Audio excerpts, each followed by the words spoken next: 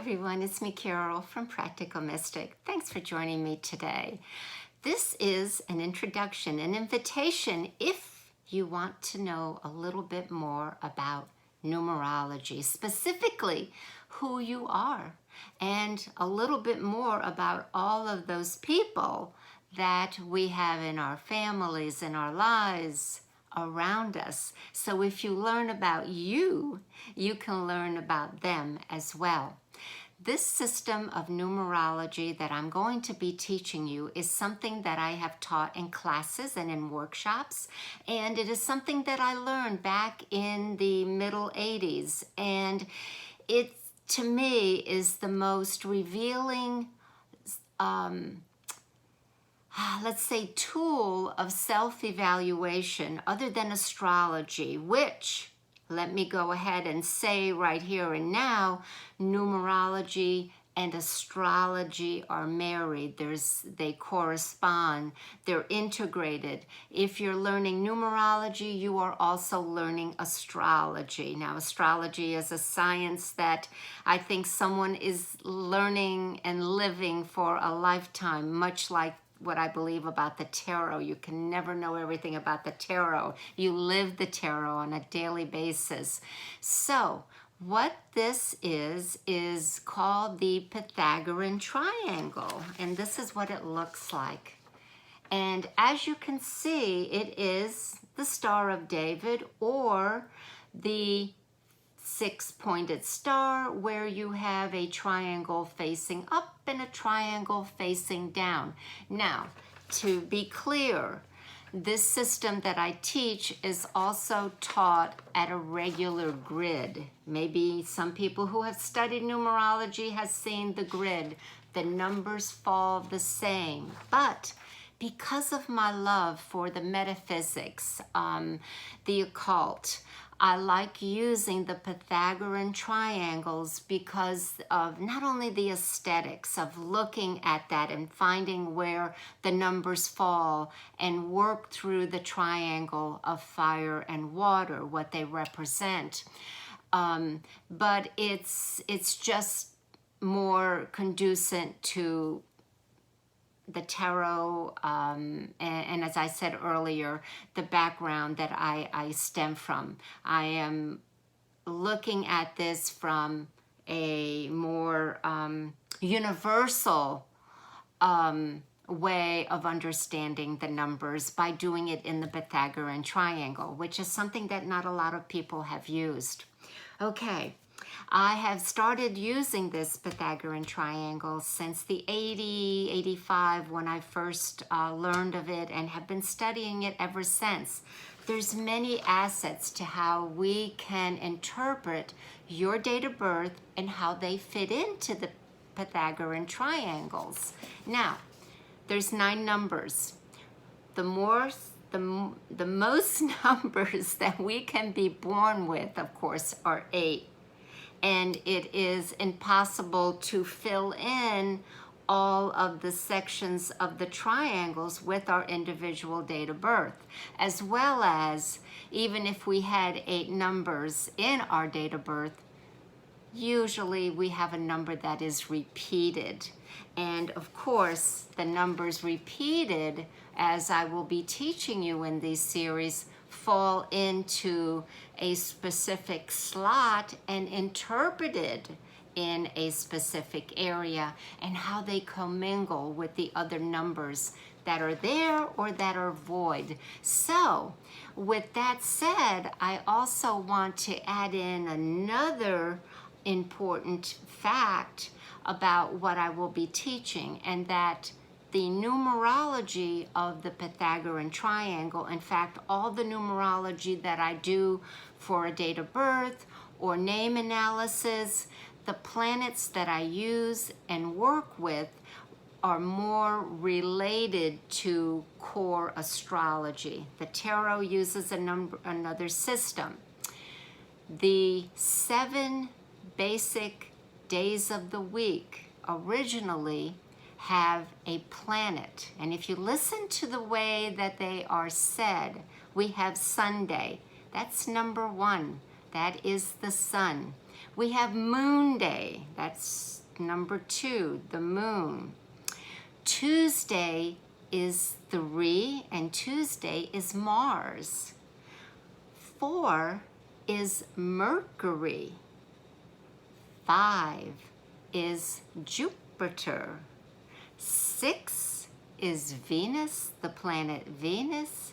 And 7 is, if you think of a Saturday, it is Saturn. So there are our 7 original planets. And before the 18th century, that is what astronomers saw. They said with the naked eye, which to me is phenomenal.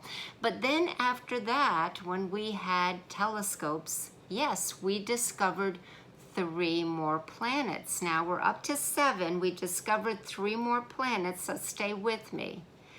We discovered Uranus, and then we discovered Neptune, and of course, lastly, we have Pluto. Number 8 has been given to Pluto, and number 9 has been given to Neptune. So in the Pythagorean Triangle, you have the 8 planets, or 9 planets, and then of course you have Uranus.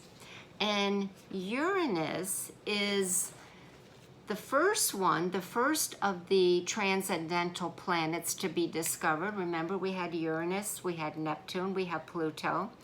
And Uranus is a little different, and there's a correlation there with, in the tarot, that I would like to bring to your attention. The Fool card in the tarot is corresponding to the planet Uranus. So there's a similarity there. And the Fool card in the tarot can be in the beginning of the deck, or it can be at the end of the 78 cards of the deck. It can be the 22nd card, or it can be the 0 and the beginning, the first. In saying that, the planet Uranus then is dual, because it is going to be attributed to the number 6. Now you remember the number 6 is Venus. Uranus is said to be the upper octave of number 4, Mercury. So we have Mercury down here, and then we have Uranus up here in the 6. And very important to see those individuals with a number 6 in their date of birth, and that attribute and that dualism. And we know that Uranus is, of course, the co-ruler of Aquarius, and how that is important in this era, the times that we are transitioning in right now, and all the changes that we are seeing. So I hope you will join me. I'm going to do this step by step. Now, what are you going to need in order to do this? Well, you're going to need a notebook, okay? A plain notebook. And what I do recommend is that you have a notebook with a little flap, because you may want to do this so you know exactly where the numbers go, and have it here in the pouch for yourself. And then you can write all your notes. And the other thing that I do in my classes, and I do recommend, is that you start making your little Pythagoras triangles here. And they are very easy to do if you have a grid. And that way you can put the individual's name and date of birth and continue very quickly, and have that as your study sheet. So what are you going to need? You might need a little bit of grid paper. You need a notebook, pen. That is it. And we will begin probably next week with our first part of this. If you want to get a numerology book, that's fine, but I am going to be going ahead and discussing the aspects of each number, a little bit about the planet that it corresponds to, and why the number corresponds to that planet. These numbers have multiple planets that we will be looking at. and putting them in the Pythagoras triangle. And then we'll get into deeper how they interconnect. The horizontal lines, the vertical lines, all of that are so important. And for those of you right now who are thinking, I did not see 0 anywhere on that grid, well, you won't, but that does not mean that the 0 is not important in your date of birth, and we will discover and discuss that together here as we move forward with the fascinating study of numbers and you and the Pythagoras triangle. Thanks everyone for joining me today, and hopefully you will join me as I do these series. Bye for now.